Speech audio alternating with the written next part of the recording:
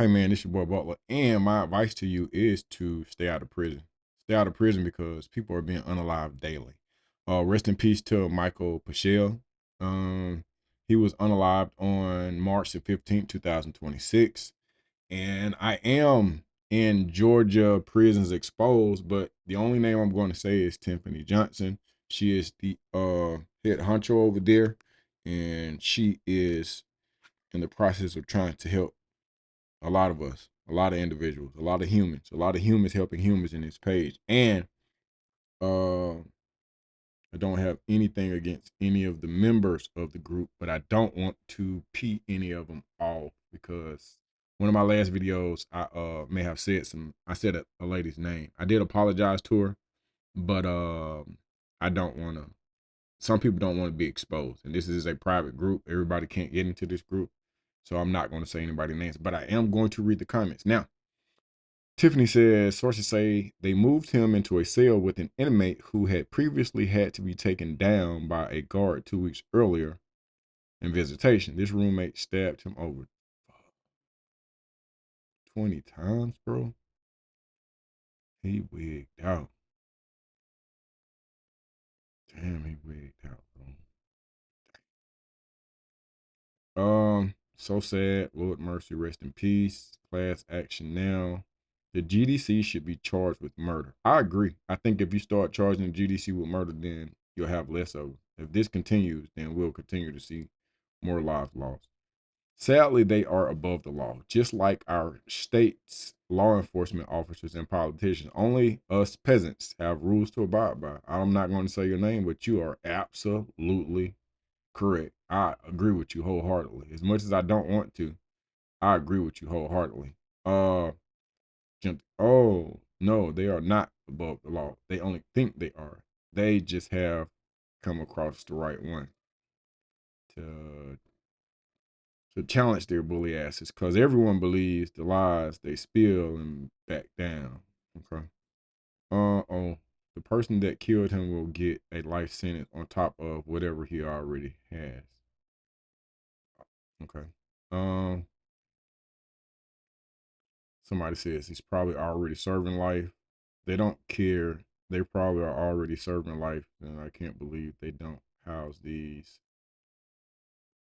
people differently than what they do, knowing that they're putting them into the lion's den. It will not phase him. He knows he isn't getting out. Plus, he has nothing to lose. They should suspend his visitation for 6 months. What? He probably don't even got visits in 6 months. That's nothing. He should be looked down where he can't get near others. This is ridiculous. Why wasn't the guy in the hole? Let's see. Rest in peace. It's pretty much once a week at this point. Yeah, I agree with anonymous member. Yep. Just about once a week. 1 or 2 a week, depending on what's on the menu. I heard about this from my loved one in the hall and that where this took place. Mm. It was 2 cells down from my luck. Damn. What people do not understand is the officers allow this to happen. I was talking to a person who is currently incarcerated, and they told me the same thing. I don't know how true this is, bro, but they were like, these people let it happen, man. Um, I can't imagine being around this much death. Yeah, it's crazy. The officers also set these assaults and killing. You said big facts right there. Them guards have that man blood on their hands. They knew what was going to happen, just like they knew what was going to happen when my fiance lost his life on October 21st, 2024. Oh, those are my people. That's Della. Della lost her fiance.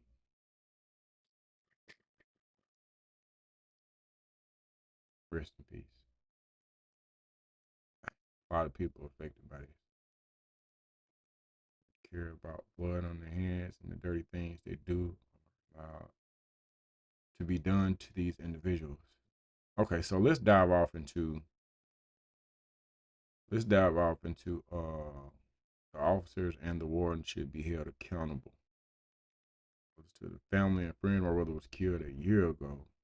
March 16, no death certificate or nothing. Damn. Well, you can actually charge those who put him in there, the warden and the. All right, let's dive off into Johnson State Prison.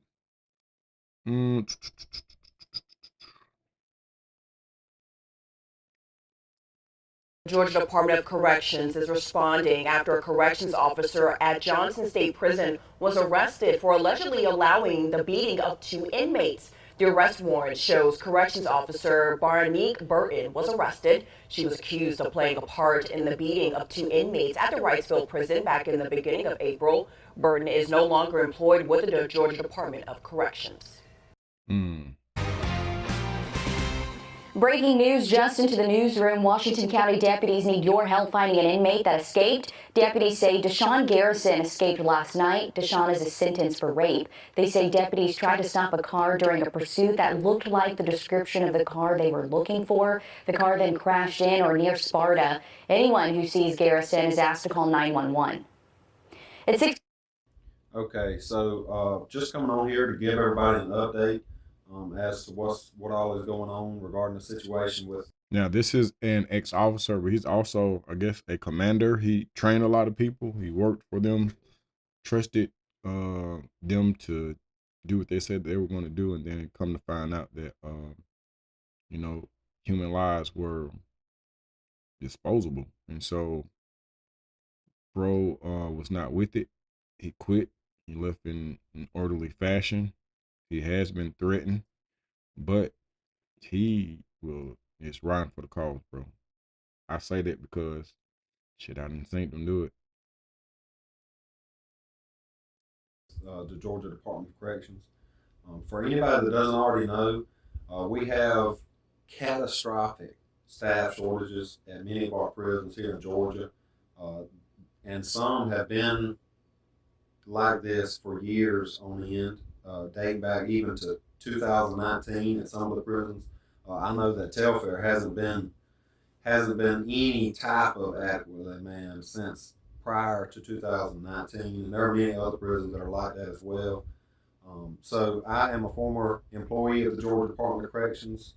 I worked at 5 different prisons. I fulfilled roles as CERT commander at three of the prisons here in Georgia, which that's just the emergency response team for the prison, kind of like SWAT full time for the prison to respond to any kind of incidents and just help maintain order.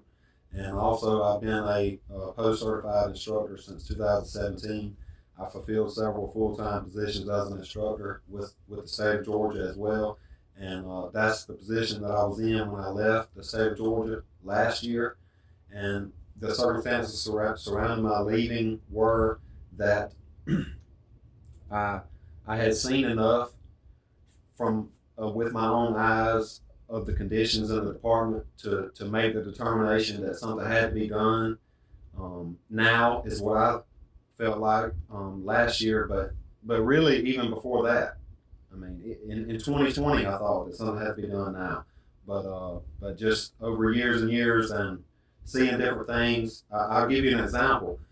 About 2 to 3 weeks before I left with the department, there was an officer at Washington State Prison that was down in the dormitory, and he got called to the next door building by the other officer because the other officer had an inmate being belligerent with her. Okay, this officer was the only male officer. Some backup got there. In fact, it was down in a dormitory at Washington, and the first person to really get involved physically with getting the other inmate under control was the front entry officer. So the front entry officer had to run all the way from front entry down to the building. So, and the other 2 people that was around. Okay, let me ask you something. At what point does a prison sentence turn into a death sentence? No, seriously, like, think about it. Because somewhere in Wrightsville, inside Johnson State Prison, a man named Michael Peschel lost his life. Now, before we even get into the details, because details matter, let's establish one thing clearly. You can sentence a man to time, but you're not supposed to sentence him to neglect, to chaos, to overdose, or to die. That's not justice. That's mismanagement. Bring a uniform. What is Johnson State Prison? Johnson State Prison, like many facilities under the Georgia Department of Corrections, is supposed to be a correctional institution. Let me emphasize the word correctional, not warehouse, not survival arena, not if you make it out, congratulations. This facility houses hundreds of inmates, many of them nonviolent, many of them awaiting a second chance that may never come. But what happens when the place designed to rehabilitate becomes a place where people deteriorate? Now we have to ask a deeper question. Is the system broken, or is it functioning exactly how it was designed to? Ground just froze up. And look, with situations like that, because the whole situation should never have even been allowed to happen. You should never have a one lone male officer on a compound of a male prison. That is asking for trouble. Anytime this officer gets involved in a situation like this, if somebody gets the better of him, then you don't have any backup. And then people say, "Oh, the women can do backup and all that." No, they cannot. Women cannot offer men backup dealing with the physicality of men. I agree wholeheartedly. In Johnson County, an inmate who was serving 20 years for shooting a Jones County deputy was found dead today in his jail cell. According to the Georgia Department of Corrections, Zachary Oliver was found dead at Johnson State Prison early this morning. The Department of Corrections says the cause of death is undetermined at this time. However, there are no reports of an altercation and no signs of foul play. His body will be taken to the GBI crime lab to determine the official cause. Was found dead at Johnson State Prison early this morning. The Department of Corrections says the cause of death is undetermined at this time. However, there are undetermined, meaning you don't know how. There are no reports of an altercation and no signs of foul play. But you don't know how he died, so how do you know if it's foul play? This is that Catch-22 1984 type action. Let's talk about what doesn't make the brochures. Drugs inside prison. Yes, drugs. You mean to tell me a place with the razor wire, armed guards, checkpoint surveillance has a drug problem? So either the system is incompetent or the system is compromised. Now, I'm not here to accuse. I'm here to ask questions that make people uncomfortable, because overdoses don't just happen. They happen when there's access, there's lack of supervision. There's a culture of look the other way. And when that culture becomes normal, people start dying quietly. No headlines, no outrage, just another name added to a list nobody wants to read. His body will be taken to the GBI crime lab to determine the official cause of death.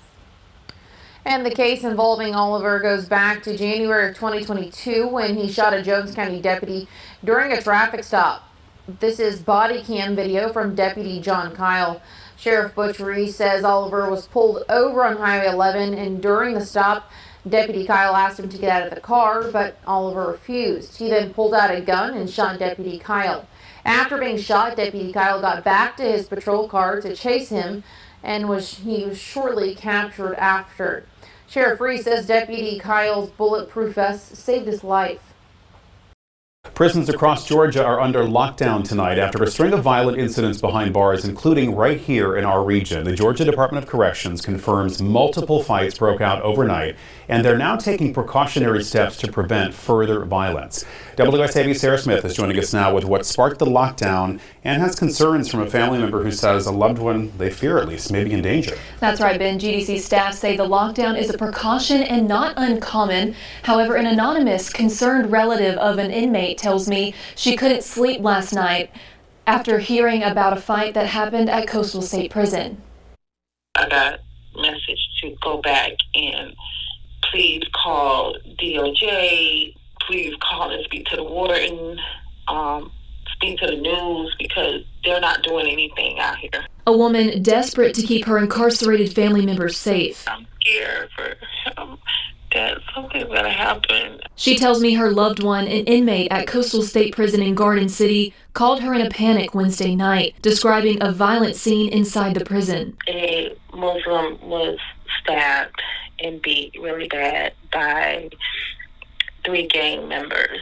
The word was that they were going to retaliate, that it may cause a riot. WSAV confirmed with a GDC spokesperson a, quote, minor fight broke out at Coastal, but outside medical assistance wasn't required. The woman tells me she tried to call the facility multiple times, asking staff to make sure the injured person was receiving medical treatment. But she says she got the impression staff didn't care. It was just so nonchalant, and I get it that they're prisoners, I get it that nobody really cared.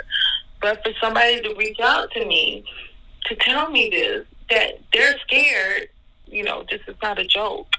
A GDC spokesperson said, let's do this. Let's get into staffing, because you cannot run a controlled environment without control. It's just that simple. Across many correctional facilities, there are consistent reports of understaffing, overcrowding, burnt out officers. And what happens when you mix those three? You don't get order. You get survival of the fittest. Now imagine being locked in a place where help is delayed, supervision is limited, and tensions are high. And if you throw in a little crack or a little crank or a little strip, it's not a correctional facility, bro. That's pressure. And pressure eventually explodes. as this was one of multiple fights across their facilities, causing a statewide lockdown. The Human and Civil Rights Coalition of Georgia said this move is justified in a statement Thursday. It reads in part, quote, "A full lockdown is necessary to regain control." Those who care for offenders, though, say they're worried for the next violent night. A lot of the correctional officers are part of gangs, too. You can't trust nobody. Nobody's going to speak up because everybody's scared. At this point, I'm like, there's nothing else I could do. Dang. Bro, you said a lot of the officers are gang members, too. Bro, let's bring it back to reality, man. Like, Michael Peschel wasn't just an inmate. He was somebody's son, possibly somebody's father, somebody who had a name before he had a number. And when he lost his life, it wasn't just a facility incident. It was a family shattered. See, the system counts numbers, but families count memories. And there's a disconnect there that we don't talk about. Accountability. So now we ask the real questions. How do substances get inside the secure facility? Why are overdoses becoming a pattern in correctional systems? Where is accountability when something goes wrong? Because here's the uncomfortable truth. Somebody knows something. When something keeps happening, it's no longer an accident, bro. It's a pattern. And that pattern points to a system. According to GDC, the worst of the violence last night was at Johnson State Prison in Wrightsville, where multiple inmates needed medical transport. We have not been given a timeline for the lockdown to be lifted. Sarah Smith, WSAV News 3, on your side. Well, a dangerous inmate who escaped from Johnson State Prison in Wrightsville is now in custody. Law enforcement agencies were searching for 21-year-old Deshaun Garrison. He was convicted of several violent offenses, including rape and aggravated assault. The Department of Corrections says he escaped and someone picked him up in a vehicle. There was a chase in Washington County that ended in a crash in Hancock County. Garrison and two others ran from the scene, but all three are in custody tonight. Our top story tonight, a multi-county manhunt is over after an escaped inmate and his two accused accomplices were caught around lunchtime today. Brianna Cook has been at the search since this morning and is live with how it all went down. Brianna. Amanda, it took 12 hours to track down Deshaun Garrison and his two accomplices, but this evening all three are behind bars. At the Johnson State Prison in Wrightsville for rape is one of the many charges he's been convicted of over the years, including a previous escape. He's been convicted of armed robbery, aggravated assault, and hijacking a vehicle. He escaped from the Johnson State Prison just before 11 p.m. Wednesday night. Commissioner Tyrone Oliver says Garrison had help with the escape. Two individuals came up in a black SUV and cut through the outer perimeter fence, and the inmate from the inside exited the prison and got into the car and left as our perimeter vehicle intercepted them. That's crazy. They left the prison grounds, entered to Washington County, where a chase ensued and where they ended up crashing and fled on foot from here. It took an effort from many departments to find Garrison. Troopers from Georgia State Patrol, along with teams from Baldwin, Hancock, and Washington County. 12 hours later, he was back in custody, including his accomplices. Yep. So we called that first inmate at about 11 o'clock. Second suspect was called at about 11:30, and about 12:50 we called the third suspect. So everybody was caught without incident. Oliver says the community was safe even when the suspects were at large, although Garrison was advertised as armed and dangerous. And I don't think at any point in time when he left that he was the public was any danger. I think it's just an attempt just to get away from the prison. But so I don't think he was coming to this area to harm anybody. So that's what I want the public to know, especially in this area, that we don't think that anybody was in. And before today, Garrison would have been in prison until 2046, and it's still being investigated on how he got outside of prison walls to get to the fence. We will keep you updated. Reporting live in Sparta, Brianna Cook, WGXA News. A correctional officer at Johnson State Prison has been fired and... Okay, look, so let's do this.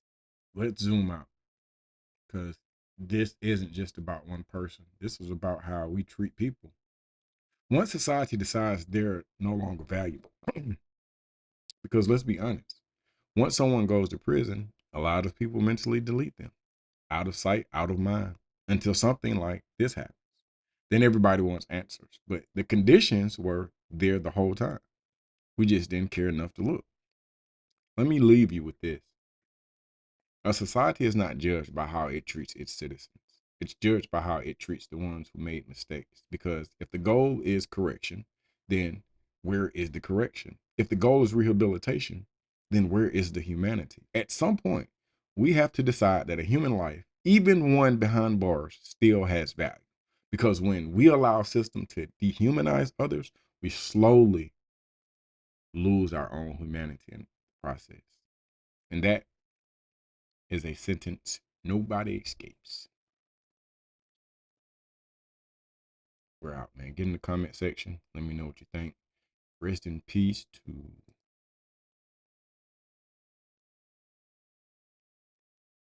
Michael Peschel. We're out.